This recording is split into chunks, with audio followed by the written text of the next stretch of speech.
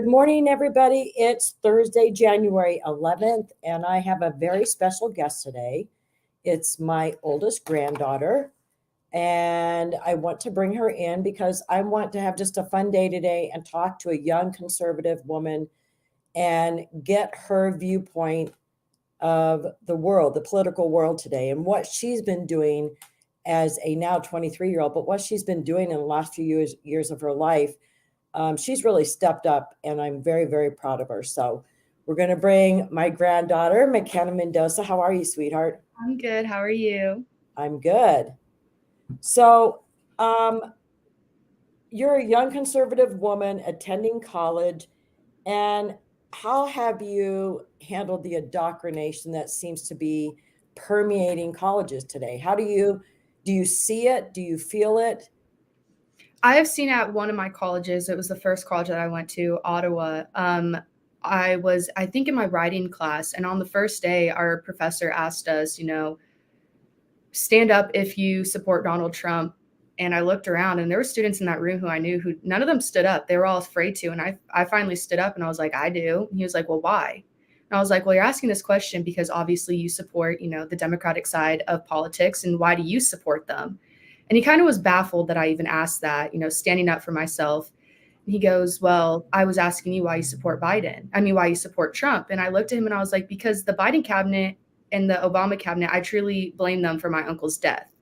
And I went into Brandon's story, and he stood there and just kind of stared at me, baffled that I even spoke back about this. And I looked around the room and I was like, and there's more of you in here who support Trump and who support the Republican views. And I'm very, very disappointed that none of you stood up. And after class, he told me that he sees my point of views and he never spoke about it again. And at my second college that I went to, I didn't really see anything. It was in a very conservative town.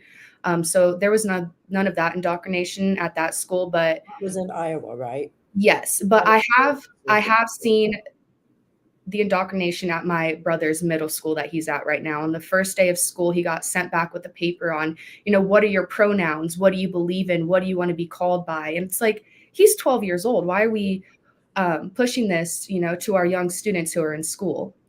I know. It's kind of crazy. What year was that your experience in the first college? Was that during COVID or shortly after? It was 2020. Yeah. Yeah, that's kind of when all the craziness it came to light, because I think it was happening before that, but parents weren't aware of it because there wasn't this homeschooling and parents having access to computers. I mean, college students, they wouldn't, but I think it was kind of shocking to parents that junior high and high school students were dealing with this kind of stuff. Don't you?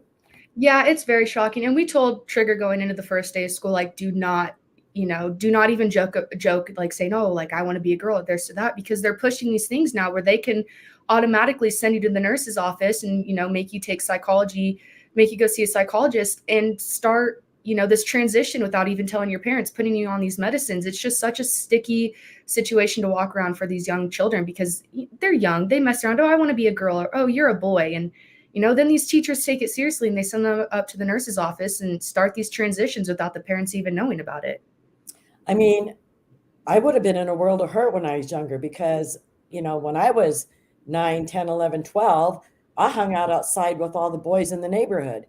I would have much rather been out there playing marbles and building forts out of tumbleweeds out in the fields out here, and going out and riding horses in this field. Horses, we didn't even know who they belonged to. But yeah, I mean, that's what I was out doing all day long on the weekends. So, luckily the world didn't have a viewpoint of that sort of thing, because I think everybody goes through phases. And I don't think your interests and what you are interested in life defines your gender, for God's sakes. Exactly. I mean, Trigger grew up in a household of, I mean, goodness, there was me, Maddie, and a bunch of girls. And he was around that girl stuff, and he can't even joke about it at school anymore because he's going to be scared that he's going to get sent up to the nurse's office and get talked to about all this stuff. Exactly. It's just crazy that your brother needs to worry about this sort of thing at his age. Yeah. They should just be going to school and enjoying a learning experience and having their friends there, and not have this behind the scenes kind of worries and darkness that makes them afraid to talk or about things or say anything. Yep. sad reality of how things are so different now than when I was in school. Yes. So we already talked about that. So let's go back in time because I know most of the people who watch the show, because I've gone over it, know that I lost my son, Brandon, who was a police sergeant with the Mesa Police Department here in Mesa on May 12th, 2014. But Brandon was not only a son and a brother, he was an uncle to 8 nieces and nephews. And so you being the oldest, I know you spent the most amount of time with him because when you were a baby, you were at our house a lot. But tell me how finding out that it was an illegal who killed your uncle, a drunk illegal, high on meth, and had already, been charged with crimes before he killed Brandon. Tell the viewers how this has changed your life. Well, I was only 13 when Brandon died. So I was still young at the time, but I went to school that day like any ordinary day. I woke up, saw his face on the news, and I was very confused. Very confused on why my uncle's face was on the news saying, Mesa police officer dead. So when I get home from school that day, I was still watching the news. I told my family, no, like I want to know what happened. And I saw, illegal immigrant killed Mesa police officer. And I kind of looked at my other grandmother and I said, like, what does this mean? What is this? I still didn't understand all of it. And she said, somebody who came to our country who, repeated multiple crimes, killed your uncle. And, it sat in the back of my mind for a couple years. And then I think once I was in my sophomore, junior of high school, I really understood what happened. And I really understood, the depth of everything that was going on in our country that needed to change. But it took me a long time to realize, what happened. It was a lot of guilt sitting on my chest. And, like there was nothing that our family could have done to save him. Right. But there's something that, the Biden-Obama administration could have done to prevent this from happening to our family and so many other families who have lost, a child, a brother, an uncle to illegal immigration. Right, because had he been deported when he first committed his crime, because he committed crimes up in Colorado, and he was coming back to court for sentencing, and of course he never showed up. Back and forth across the border, visiting his family in Mexico, many ample opportunities at the border from Border Patrol, or you don't let illegal criminals go in our country to await sentencing. I think they need to have expedited sentencing for these people so that they're sentenced immediately and held, because even right now with all the amnesty seekers, those people aren't showing up for their court dates. No. These people don't want to show back up and face the law in the United States for any reason, for the fear of being deported, but they don't have any problem committing crimes while they're here. Exactly. And you see this so much, and and I know you're aware of this, but the viewers, Governor Ducey, the previous governor before Hobbs, thank God he took care of it. But in the state of Arizona, and this is the way it is in many states across this nation, illegals may be given a sentence, like if you committed a crime, McKenna, and an illegal committed the same crime, you would both be sentenced the same. But that illegal would only have to serve 85% of his sentence, where you would have to serve all of yours. Yes. For the same crime. And so Governor Ducey, and in some cases it was even 50% of their sentence. But Governor Ducey changed that. And, it's square up now. But there's a lot of states in this country who still show that leniency towards illegals. And then you got sanctuary cities that arrest these people for crimes, these illegals, and then just release them back out onto the streets, even if it's molesting children and raping children. Yep. So, we've got a messed up legal system here in the United States when it comes to illegals. So, yeah, I agree with you. That guy never should have been out on the streets. I mean, he made his way down from Colorado to Arizona, and then, going over 35 miles the wrong way on our freeways in the HOV lane, and slammed head on into Brandon going 104 miles an hour. Yeah. Brandon stood no chance. And yes, it did change our family and our lives forever. So, you've worked at Turning Point in the past. I did. I worked at Turning Point Action. What drew you to that organization, McKenna? Well, it was when we went to the Trump rally in 2020, and that rally was sponsored by Students for Trump. Um, and I think it just opened my eyes to, there are so many students out there who have the same views as me, who are Republicans. And I just think in high school, I wasn't around that. I was getting threatened a lot because they knew my family's story. They were telling me that I was basically a horrible person because I spoke up against illegal immigration. So I think going to this rally in 2020 and I saw all these students, it was really eye-opening to me. And right after, I messaged the Students for Trump Instagram page and says, I want to be involved. I want to help. And I started volunteering, helping them, with their Super Saturday events that they did, volunteering in the office. I did that for about a year and a half, 2 years, and then I applied for the Arizona field representative, or Arizona field position. And I started, going around the state when I got that job, helping, register voters, helping people have a platform for running, providing the crucial information that voters needed for their exact district, and just helping a bunch of LDs, gain precinct committeemen when they really needed it, because it's the grassroots level that matters the most. How did conservative, like I went with you out a couple times on Super Saturdays when we would door knock for certain candidates, concentrate on a certain area. But throughout your whole experience with them and you were out in the public, how did conservatives react to you? I mean, what type of people are conservatives? They were very shocked, when we did the door knocking, we had these books of addresses and names, and they were very shocked to see, a young person coming out knocking on their door. They're kind of like, well, why are you involved? And, I tell Brandon's story. And honestly, looking back, if that never happened, I don't know which side I would be on. Being in college, there's so much corruption, so I really don't know what side. And so when they saw me, they'd be very shocked to see a young conservative woman coming out and door knocking, speaking out for these candidates, speaking out for certain bills that are going to be coming out. And even when I was working there and I'd set up tables, at gun shows and go to events and speak, I would email these these leaders, and they would think that it's probably somebody older coming. And I'd show up and they'd be like, wow, you are doing something very great that our country needs. We need to have more younger involvement. And I think that's what some people don't understand is we need more younger involvement to guide our country into the right direction. And I see it coming this year. I really do. Well, because it's your age group that are the wackos. From your age forward to about 30, actually from 18 to 30, they're a bunch of wackos. And those are the ones you see out on the street, with the different colored hair and, the tats and the piercings and the screaming. They love to scream at the top of their lungs.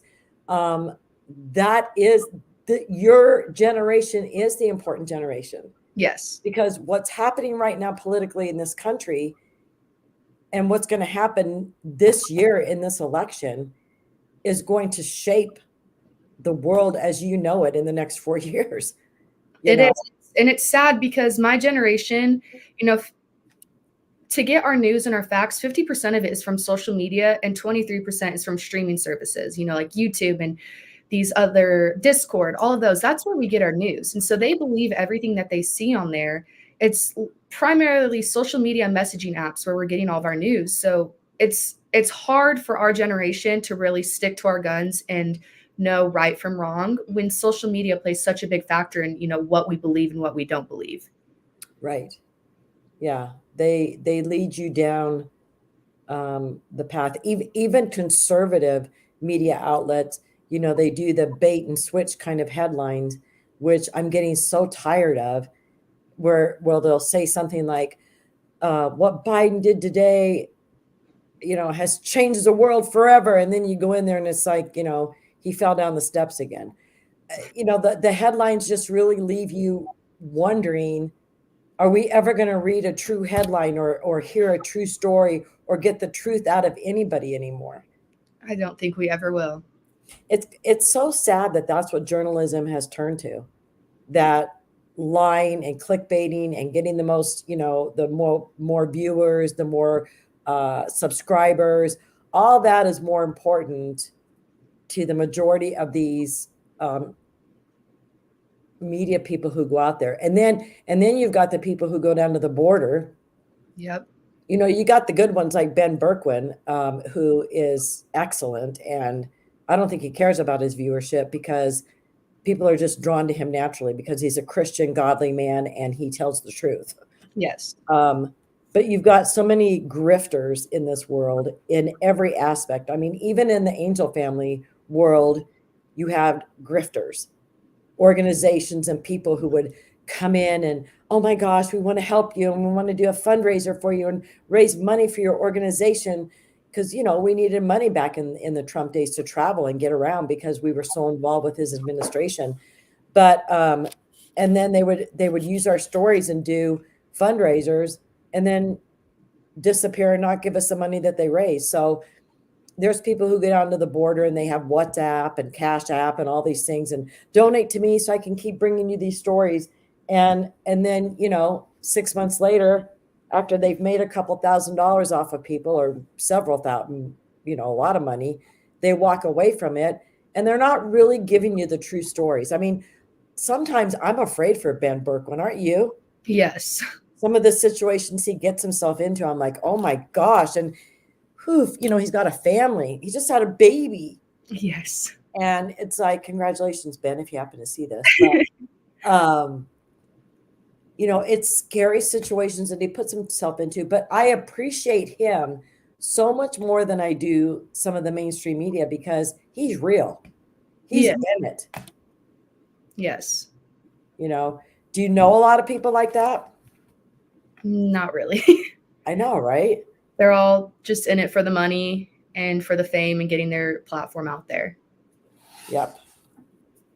So looking at the world today and knowing who we have running for office, Trump did a town hall last night, which I watched, which I think he came across really good.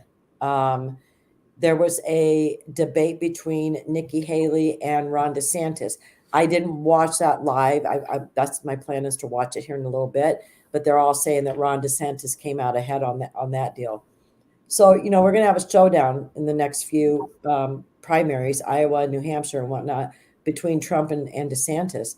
But no matter which one of them wins, I think that they're both very strong conservative men and have a backbone. Both of them do. Yes, they are. And so how do you view our world politically in the next year? What do you see happening with all of these primaries happening? Do you think that DeSantis is going to drop out? Do you think Trump has that big of a lead? I think the conservatives, it's kind of hit or miss with Trump sometimes. You have those true backbone Trump supporters who really do support him. And then you have those people that are kind of hesitant. And I think the media plays a big role into why people are so hesitant on Trump right now. DeSantis is a great guy. He really does have a strong backbone as well. But do we really see him being ready to be a president yet? I can see him maybe as a vice president or coming back in a couple years, once he gets a little bit stronger in that aspect. But we need a president who really sticks to their roots and does not treat our country like policies, like a politic world. We need a man who is running our country as a business, who puts his foot down, protects his citizens, puts these policies in place that are meant to protect us and only us and not worry about these other countries and sending, all of our money over to them. We need the money into our country to make us stronger and better. You're right. And, that's one of the things I was really kind of impressed with Trump last night because he wasn't so braggioso. I mean, there was a couple instances where he was, but, when you accomplish what he did in his 4 years, you have a right, I think, to brag. Yes. But the things that I was kind of reminded of last night listening to him was his foreign relations, with Putin, with North Korea, with Mexico. You've got the Mexican president right now saying, basically pulling off a quid pro quo with Joe Biden, that you need to give us $20 million or $22 million to put into these South American countries if you want us to help you with illegal immigration. And you need to give us a certain amount of work visas every year for our Mexican citizens to come up and work. And you need to end the sanctions with Venezuela and Cuba. I mean, you know, we could just put up a wall and Mexico would be stuck with these people anyway. But they all know what a weak idiot Biden is. And so they're going to push like this. And of course, Biden is all knowledgeable about quid pro quo. So, he sees it, coming from a long way away. But so that was a big thing listening to Trump last night. And then about our energy independence. And, I think besides his strong stance on illegal immigration and working to get the border fence up, I think the energy independence for Americans was one of the most important things that Trump did. Don't you? I mean, our gas prices were down at $1.87 a gallon. Yes. Look at where grocery prices were. We were prospering as a country then. And as a young woman, in college and doing part-time jobs to survive while you're getting your college degree, in nursing, I might add. I'm so proud. But it's hard to make a living. It is. And then pay for gas, to get to school, to get to work, and to survive in this crazy world, this economy that we're in. So those are the kinds of things that, yeah, I'm agreeing with you. He had a proven record. And so his foreign relations, energy independence, his stance on illegal immigration, and how he rebuilt our military. And then, we were all reminded last night listening to him how Biden just gave away so much of the brand new armored vehicles and weapons and things with that terrible withdrawal from Afghanistan. So he's seasoned and he knows what's up. How do you view all of these legal cases that are against him? Do you think that that's going to stop him from being on the ballot? I don't think it will. I was it Colorado, the moment that the Supreme Court, the US Supreme Court said they were going to, hear them, they dropped it. I mean, these states, file it, go through their state Supreme Court, and the minute it gets to US, they're dropping it because they know it won't stick. They're doing this, to intimidate him and to scare him. And, I think these legal cases, I mean, I don't think they'll really stick. I think, he'll still run and he has a very, very good chance on winning. But I feel like just all these states are doing these just to intimidate him and scare him because they know they don't have anything to push him out. And so they're trying to do these things to push him out on his own, to make him drop out. Which, they all know he won't, No. which makes it even stupider. But the thing that I'm worried about is this judge in New York. I mean, he is a wackadoodle, not even letting Trump testify on his own behalf at the end of a trial against him for, Fannie is asking for $370 million in damages when there's no victims in New York. Wow. There's no victims. So who's this money going to go to? To shore up the cost that it's cost her to even do this. So, yes, he can be found guilty of fraud if they show and have actual proof that he overinflated the value of his properties. But here's the thing, and as a real estate agent for all my life, when you have overinflated, when you call a realtor and say, I want to list my house for $1 million, the realtor's just not going to list your house for $1 million. They're going to do a comparative market analysis, which I have to go out and look at recent sales in the neighborhoods, see what those sales, what kind of value that places on this particular home in this neighborhood. Now you write up a contract, you send it to a bank or to a mortgage company to get a loan. They're not just going to say, okay, we're going to give them $1 million on that 1,500 square foot home. No, they're going to do their own investigation, and they have appraisers that go out and appraise the property.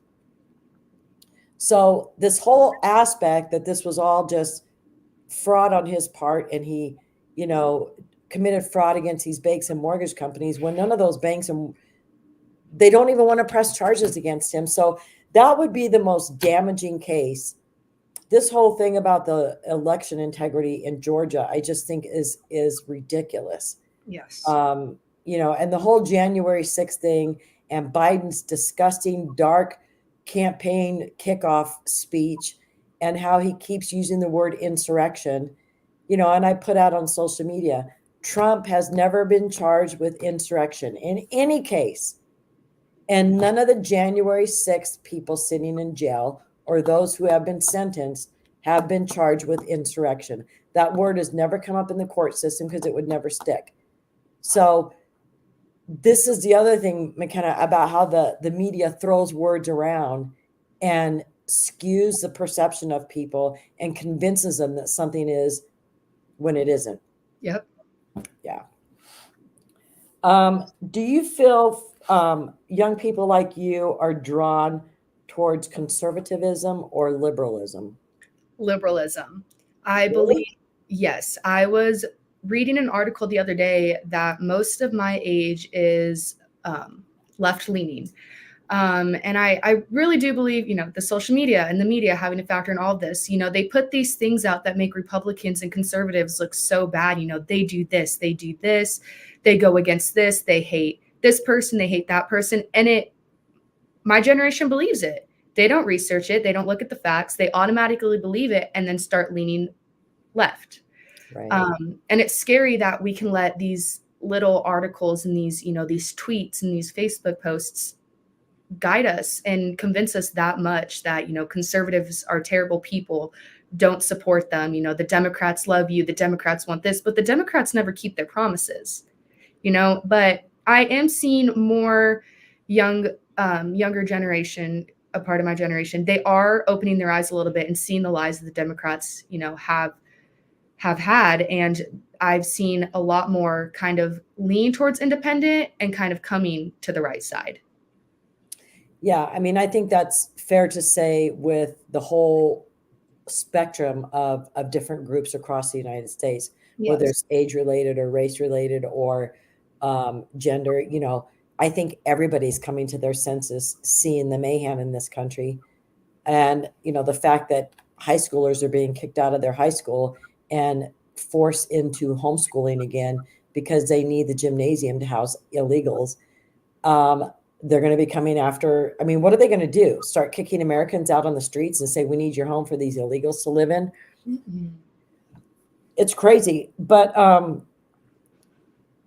there was something else I was going to say when it came to the lies and the things that they try and get you to believe. It's easy for them to even say, when you look at take January 6th, people went down to the Capitol because they felt American and they felt patriotic in their heart, and they were out on the Capitol lawn. And yeah, some things went a little crazy, and people shouldn't have been going into the Capitol, but these people had patriotism in their hearts. They loved President Trump. They had listened to him speak. They were down at the Capitol rallying for the representatives to do the right thing, to halt everything, to let's take a good hard look at this election and if it was rigged or not. We gotta expect honesty in the United States of America. And then we were condemned, and then everybody was arrested and thrown in jail. And now, the Department of Justice is even going after people who weren't even in DC on that day, believe it or not. A guy who wasn't in DC, a guy who never entered the Capitol, they both got like 22 and 21 years. And then Ray Epps, who was on a bullhorn and yelling to people the night before, we're going into the Capitol tomorrow, he gets a year probation. Yep. So it's craziness. And then they're coming after people, thousands of people who they think may be insurrectionists, but you weren't in DC that day. Watch yourself, because they could be coming to your door next just because you liked a tweet of President Trump's. So you can have a patriotic heart and care about your country and be prosecuted like this, or you can be Black Lives Matter movement and steal millions of dollars from citizens and burn communities down to the ground and loot and take everything you want, injure people, and then use that money that you've stolen from the American people because they think that they're giving it to this organization to make life better for Black people, and go buy yourself $1 million homes and, expensive cars and live high on the hog. What have you heard about those people? And none of those people in Seattle or Portland or Cincinnati or anywhere that they has all these riots, none of those people were prosecuted the way that January 6th was. And there was far less damage in DC. Yep. So and this is what I talk to a lot of people about, McKenna. Does that make you afraid to speak up after seeing what happened to the January 6th people? No. It makes me fired up to, speak out more. We have to protect our people, we have to protect our country, and we just have to stick up for ourselves in the conservative movement. Nothing's going to change unless we do.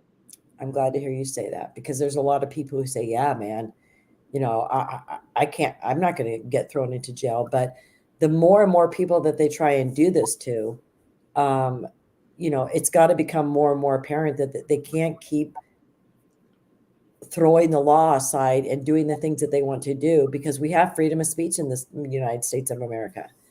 And there's many, many laws that they are just ignoring to go after people. And that's made a lot of people afraid, I think. And that was their intent. Yep. And that's why they're going after so many people about election integrity, those people who are standing up and fighting, because they know they're going to rig the election this year.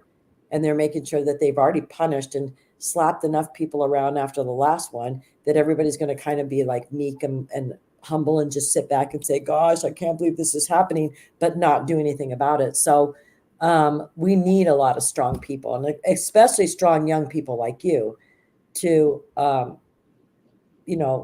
take the torch and carry on into the future and not be afraid.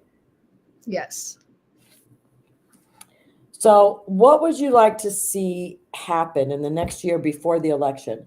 What do you think? Like right now, there's a big fight again in Congress because of the budget. And now there's even talk about, firing the new speaker, Mike Johnson, and getting somebody new in there.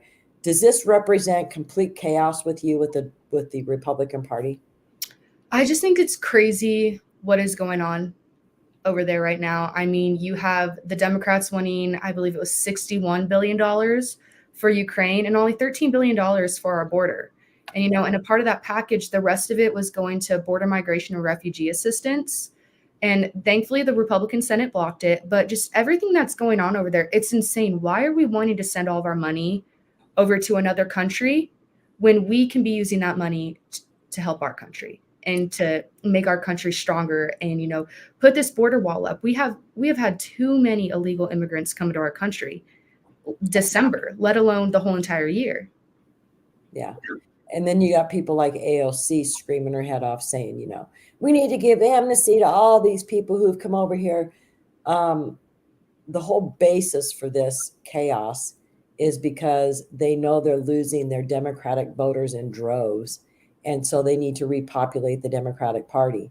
And who better to do it than people who don't understand our language, don't understand our culture, and are given all these freebies. And so, of course, those are the people they're going to be voting for, who are keeping them comfortable.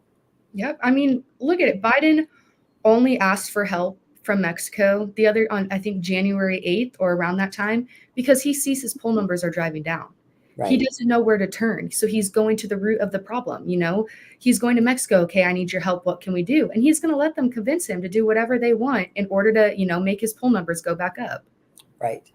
But the thing is, with the Mexican president now saying we want $22 million and we want sanctions from Venezuela and Cuba lifted, the sanctions from Venezuela is a big problem, because the whole Ecuadorian big riots that were just happening, those were the Venezuelan gang members that they let out of the prisons that have come over there to Ecuador and are causing all these murders and the chaos. I mean, I think they still have 120 prison guard prisoners.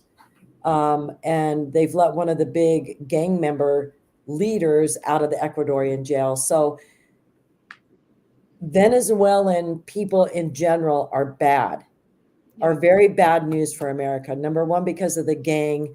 Um, they've got a lot of prevalence and in the people from Venezuela, and the fact that they've come from a socialist country and they come here and they expect everything to be given to them because that's what happens in a socialist country. So Ben Berkman has talked to several of them down at the board, and they say, well, we're going to get a house and we're going to get a car and we're going to get a job because Joe Biden promised us that. And if that's the mindset of these people coming here and they end up in New York City in a hotel and their 30 days is up and they're thrown out onto the streets, now they've become desperate. And now they're going to start committing crimes. And now they're going to start hurting American citizens. Yeah, I think these countries need to realize, Biden has had open-ended promises with us and not kept them. And I think other countries need to start realizing that too. He makes these promises, but he never keeps them. He will just throw anybody he can onto the streets. Right. Well, and Biden isn't a strong leader like Trump was. No. I mean, you look at, even at the world or the 5G, whatever, the big meetings where all the leaders from the companies came, or the countries came, and how he would just push his way through and, put his hand on shoulders and spin guys around and, it's like, and shake their hand. It's like, it was so amazing to watch him. And then, you put Joe Biden in that position and he's stumbling and has that vacant look on his face and doesn't know where he's supposed to sit. And what a joke. Yeah. Can you imagine what all those guys are thinking when Biden walks in, when they were used to Trump for 4 years? I mean, I think it was even eye-opening when Trump walked into North Korea. I mean, right. He went in with one guard. Yeah. That is, and then we have a president who can't even make it up the stairs half the time. So I know. Pretty big drastic difference there, yeah. I think. What changes do you think are necessary for our country to survive this mess that we're in? Border control is the biggest issue that we need. I mean, we had 300,000 illegal immigrants cross the border in December, which was an all-time high. And, that's more than 10,000 people a day. Yeah. And Biden is encouraging loosening, the restrictions that Trump had, placed. We had the sense of security. And it's not that, conservatives don't want immigrants coming into our country. We want people to be able to come to America and, live the American dream, but you have to do it the right way. And when you look at, the people who are coming over, it's mainly men. You don't see families come over. And that's scary. Why are so many men wanting to come into our country? We don't know if they're sex traffickers, cartel, drug dealers, what they're coming into our country to do. And it's scary to think that we have an overflow of, 300,000 people in 1 month coming here where we don't know where they're going, what their intentions are, what they want to do. And Biden's saying they're coming here for humanitarian reasons. What are they here to do? We need to be able to control that and, implement the system that we had in place where these people can come over, where we can, know who they are, know if they're a family or if they're by themselves, and kind of have that sense of security and safety for our country. We need to go back to that in order for our country to be strong again. I agree 100%. And illegal immigration really affects our economy. Yeah, it does. It affects our schools. It affects our healthcare system. It affects a lot of things. It affects our military readiness because they're taking money out of budgets from all different agencies in order to afford the influx of all these people coming into our country. And when you see the millions, I mean, they're talking like $150 billion or $1 million a month that it's going to take in Seattle or in New York. And that you've just got a president who's stumbling and falling here and there and doesn't have an actual conversation with the country. This is why I'm doing what I'm doing. Explain it to us, because it doesn't make any sense to any of us. No. I mean, even look in Yuma, Arizona, you have all those illegal immigrants coming over and taking over the hospital to have their kids here so their kids can be citizens. But then, the American citizens who are stuck in Yuma have to drive to places like Lake Havasu and hours away just to have their babies. We can't even, be comfortable in our own cities anymore because they're all there. We can't even go to our own hospitals anymore. It's very, very sad. And then when you think of Yuma too, all those people traipsing through the fields of crops and how all those crops are ruined and they have to just be destroyed because, they go out in those fields and they use the bathroom and, we don't know what's contaminated and what's not. It's pretty sad the damage that they do to our country. Yes. But I was also reading where back east, and it's a lot of the illegals from India, and what they're doing is they're committing crimes against fellow Indian owned businesses. And once they do that, this is a funny thing when you start reading these kind of articles and you realize that these illegal criminals have figured out how to work the criminal system in the United States. So they commit crimes against fellow Indian owned companies, go in and steal or rob a store owner.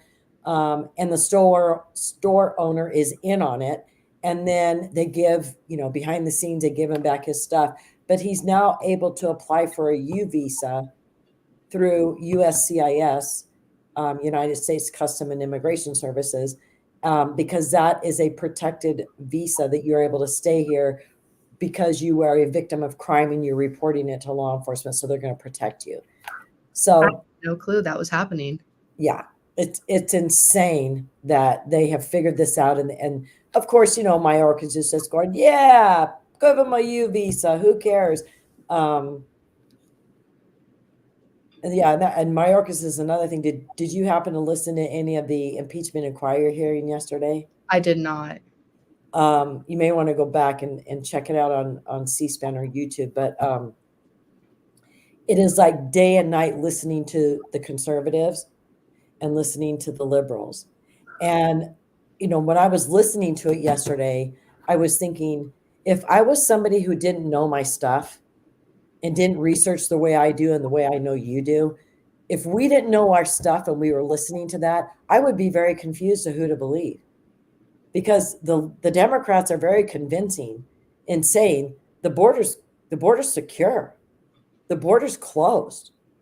These poor people deserve amnesty. They're coming from their countries where there's violence and civil unrest.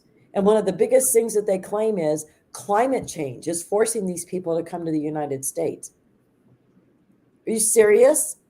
Like, that's not a reason for an asylum hearing. No. Climate change. I mean, if climate change is such a bad deal, how come 3 nights ago it got down to 27 degrees here at my house in Mesa, Arizona? This is climate change. You're and we're in the middle of winter right now, and some people are experiencing some pretty harsh winter conditions right now. Yes.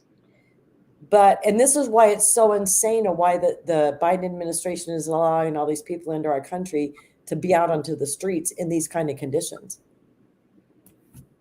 So, housing shortage. I know you're in a very small town, and you don't need to mention it, but a very small town in New Mexico going to college. But do you see an influx of illegals loitering or there or? Not really here. In other parts of New Mexico, yes. Where I'm at, it's pretty safe. It's a very small city. I don't really hear about any of that going on here, but definitely in surrounding cities, yes, there is. Okay.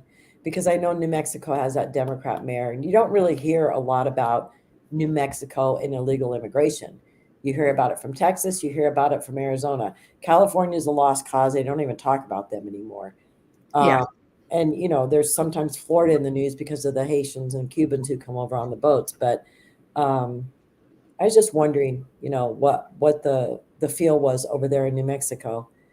So, well, you've got a very bright future ahead of you. I'm very, very proud of you. You're so well spoken, and I hope that you're able to talk to a lot of your fellow college students and bring them to the light. Right? Yes. Yes. How when you were out with Turning Point and you said you were registering voters, how welcoming were people to register to vote if they weren't registered? Was it something that they were excited to do, or did you feel like you had to talk them into it? it was hit or miss. Some people were like, yes, absolutely, I want to register to vote or update, my register. Like, I just need to update it. But there were some people who were kind of like, I don't know. I just go to college here. And you'd have to talk, well, do you have an address here? Are you residing here? And you'd have to talk to them a little bit to kind of open their mind, and we never pushed on, Democrat or Republican. We just helped, people register to vote. And there were some people who we had to kind of convince, but most of the time people were welcoming no and just did it automatically. Right. Well, luckily you still, because you're a college student, you can still have your voter registration in Arizona, because we need your vote here. We need to get the right people in office. We've got some really heavy, senatorial races going on here. We've got local, Arizona legislative races that we really need to take over more of the House and the Senate here in Arizona in order to enact the kind of things that we need, and to have that, because Governor Hobbs is such a veto queen. All of the majority of the bills that the conservatives, put to her, the most important ones, she would veto. And when it came back, there was, I think, just one, maybe two, that they tried to veto, like to vote again against a veto. But the Democrats and the wishy-washy Republicans, they didn't. I think they need a bigger percentage was the problem. But the Democrats who voted for those bills when they were actually passing them, and then when Hobbs vetoed them, then they voted against them when they were trying to override the veto. So we need more of a lead. We need more representatives to have the conservative outlook that we need in Arizona, and to get border type security stuff passed, to talking to Stephen Friend, well, hearing a presentation that he did, he's an FBI whistleblower. You know how they had all those FBI raids on people? Yeah. And go in the middle of the night. And he was talking about the fact that if you disarm the FBI agents, and they come in to do a raid in the community, they would be forced to work with local law enforcement. And if we have laws in place that they can't come in and do those types of raids, that it would have to be handled through local law enforcement, we'd be able to protect the citizens of Arizona. So, and the Democrats aren't about that, because they know that conservatives are the people who the FBI is focused on. So, there's just lots of little things like that can happen in the state of Arizona if we have a larger majority in the House and the Senate. So those are important races that are happening here. And, that's why I like the fact that your vote is still here. Always will be. All right. Well, I'm going to let you go. And I truly appreciate you taking the time to visit and kind of give people perspective from a young conservative woman's aspect. And I hope you have a wonderful rest of your day. I love you. I love you too. All right, honey. Bye. Well, that's going to end our show. I'm cutting off a little early today because I've got a very important appointment that I need to get to. It's a retirement of a very beloved employee over at the City of Mesa Police Department. She was Brandon, my son's administrative assistant in the substation that he worked in. And I really feel compelled that I need to get over there. And I stayed up all night last night baking cookies and stuff to take to her. So I'm going to cut off about 5 minutes early today. I apologize, but I will be back here next Tuesday. And next Tuesday, excuse me, I have Kathleen Wynn joining us. She's running for Congress in Arizona, but she's also worked in the child trafficking world and anti-child trafficking world. And she's got a lot of insight. She was down at the Arizona border for about 18 hours, I think, last week. And so she's got a lot of updates for us. So she's going to be on Tuesday. And Sheriff Mark Lamb will be on Wednesday. So we'll be talking about the border and what's happening down at the border in Arizona, Pinal County. He's also running for the Senate here in Arizona. So I want to give him a chance to talk about his campaign and, all things illegal immigration with him. So please join us next Tuesday for Kathleen Wynn. And I hope you all have a very, very beautiful weekend.